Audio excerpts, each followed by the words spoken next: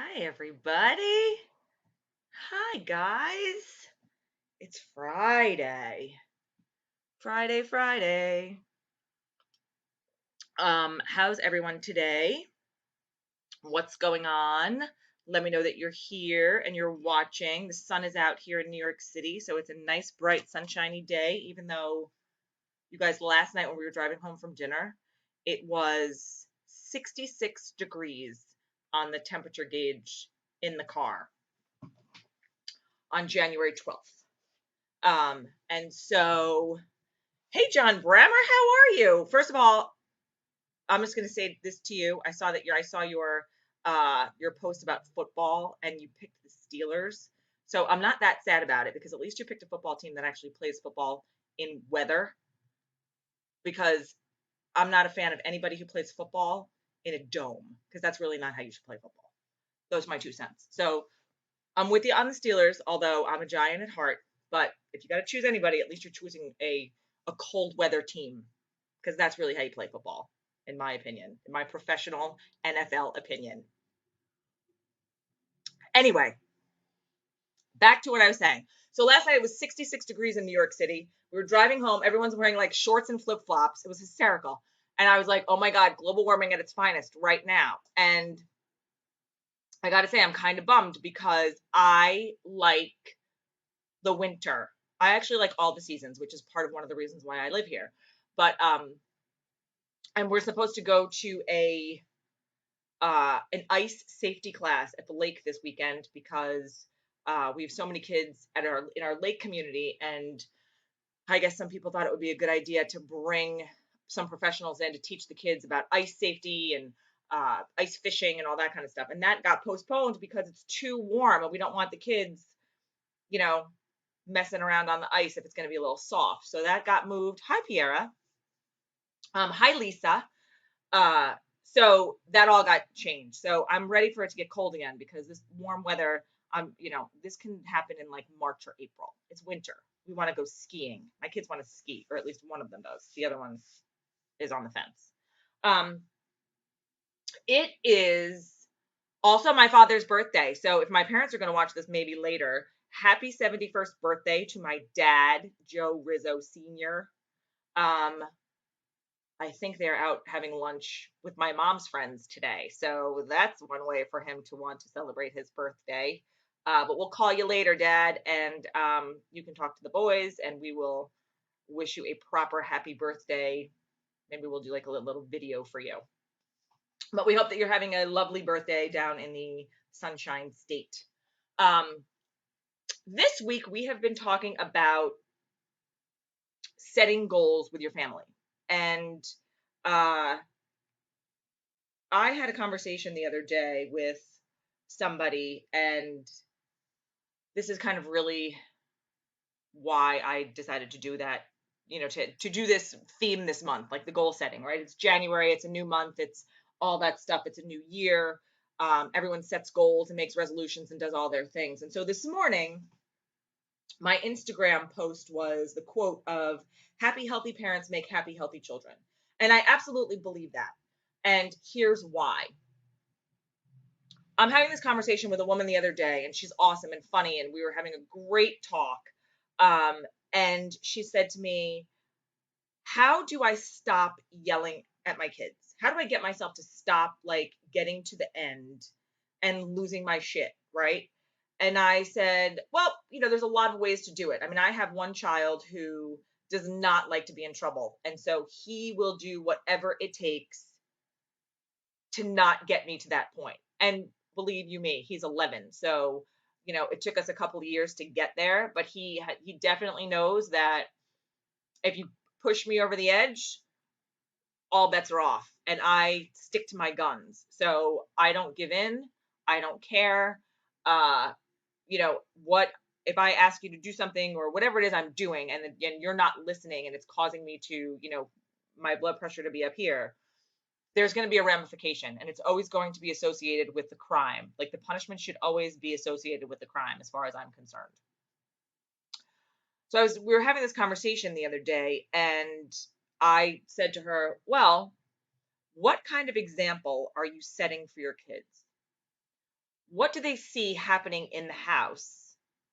Your relationship with your husband, the conversations that you have with your family, with your friends, with your other child. Like, is there a lot of yelling that takes place? Do you bicker a lot? Do you argue? Like, what's going on? I know there are a lot of people out there who that's just their dynamic, and that's fine. But my suggestion to her was be aware of what you're doing around your children because they are sponges. And as they get older, they start to understand way more. And even when they're younger, like they don't need to be like book smart or vocabulary smart. They can read facial expressions. They can hear inflections in voice. They see tears. They see, frowns on faces. Kids are very, very smart, much smarter than we tend to give them credit for. Um, so I said to her, what we don't argue and bicker in my house. My husband and I made a pact back when we were dating, when we first got together. We're not confrontational people. We do enjoy a good debate every once in a while. So I'm not going to say that our marriage is not without, you know, conflict is not probably the right word, but without debate. But we don't. We promised each other that we wouldn't call each other names. We wouldn't be disrespectful to each other. We wouldn't, you know, yell at each other and really like fight. Like we really, and we've been together for almost 19. We've been together for almost how many years is this? 19. Um, it'll be 20 this year. So we've done a really good job with that. And I think that has, you know, shown our children that you don't have to have those kinds of conversations to get your points across. So she and I were having this conversation, and she said, "Well, you know what? My husband and I do tend to bicker. We don't fight, we don't argue, we don't scream and call each other names, but we do bicker in front of the kids." And I said, "So maybe you want to change that, or you just want to be aware of it, so you can explain it, or change it, or amend it, or however it is that you want to handle it. But just be aware of it, because even last night we were out to dinner, like." I was talking to my girlfriend and the kids were at the other end of the table, and I could see Wyatt looking at us because he wanted to know what our conversation was. Because as they get older, I said to her, they want to be included in the adult side of the table. And I can remember being a kid and wanting to sit at the adult table and wanting to hear what the moms were talking about and the conversations that were happening, and you know reading like the older magazines and that kind of stuff. And he's 11, and so it's only natural. He's growing up, they're getting older, they're maturing, and they're experiencing way more at this age in 2017 than we did in, I don't know, I'm not even going to say the year 1980 something, right? So, um, be aware of your communication style to the people around you where your kids are and to your children, because it makes a difference.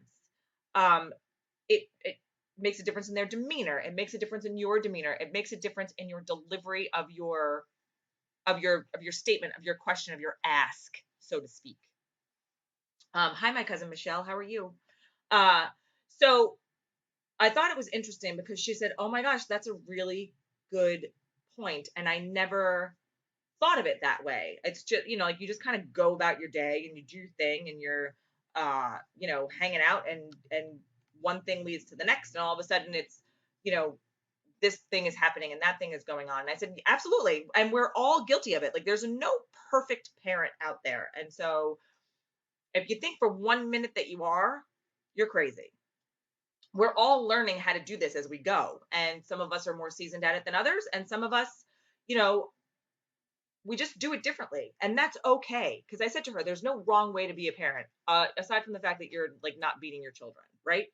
um Make sure that they know that your communication style is open. Make sure that they know that you love them, encourage them, support them. And as they get older, give them a little bit more responsibility. It was another one of the suggestions I had for her, because her son is, growing up. And I said, you know what, if you give him a little bit more responsibility and you include him in the reasons why you need him to do the things that you need him to do, This way you don't get to the yelling part. You might see a difference in the interaction and in the participation. Like, I tend to phrase my questions with a, hey, you guys, can you do me a favor? I always start with, hey, can you do me a favor? Because then it's like, I'm not saying, hey, do this now. It's, hey, Wyatt, can you do me a favor? Go run and grab whatever. Or, hey, can you do me a favor and go take the garbage out or whatever? Always with a please and a thank you. Always with a, hey, I would really appreciate it if you could do this for me kind of thing. And if you ask it in a way that's not demanding or, militant, and you'll get the response that you are craving and you're looking for, and it just makes it for a much easier day. Honestly, it really does. And everybody has their days, and not every day is perfect. And God knows that I, you know, get here more times than I care to admit. Um, but my tip for today is to pay attention to what you do and say around your children because they're watching. They're always watching. And if you are cultivating a healthy, happy relationship with the person that you're co-parenting with, you don't even have to be married. You don't even have to be together.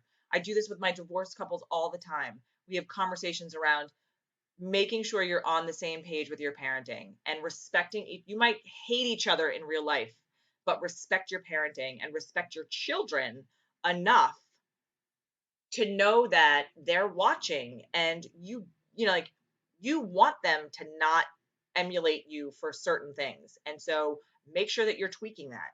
And you want them to, you know, be like you for other things, right? Your kindness and your compassion and all the things that you have inside of you. You want that to rub off on your kids.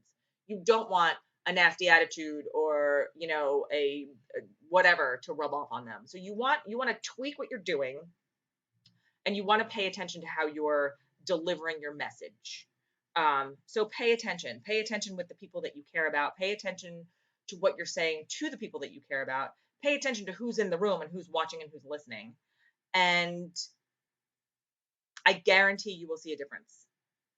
You'll see a difference. You'll see a difference in how the interaction goes. You'll see a difference in attitudes. You'll see a difference in like not even personality, but just delivery and messaging and all of the stuff that goes into the communication that you have with your kids. And that's my message for you today. Pay attention. My kids would probably tell you that I say that 70,000 times a day. What do I say a lot? Pay attention. Pay attention. Pay attention. We've been saying that since they were born. So everybody pay attention. It's Friday. I hope you're all doing something fun for the weekend. It's Martin Luther King Monday, so we have the kids home for 3 days. We have to do Wyatt's science project this weekend, so that'll be a joy. I'm sure. Yeah, I'm leaving that up to the boys to take care of. That's not my department. I'm going to take down Christmas decorations because that hasn't even happened yet, and it's the 13th of January. We're a little bit late this year. So that's it. So you guys have an awesome day today. Thanks for watching. Yay! And I hope that you have a great weekend wherever you are and the sun is shining. And again, happy birthday to my dad. We'll see you later. Have a great weekend, everyone. Talk to you soon. Bye. Mwah.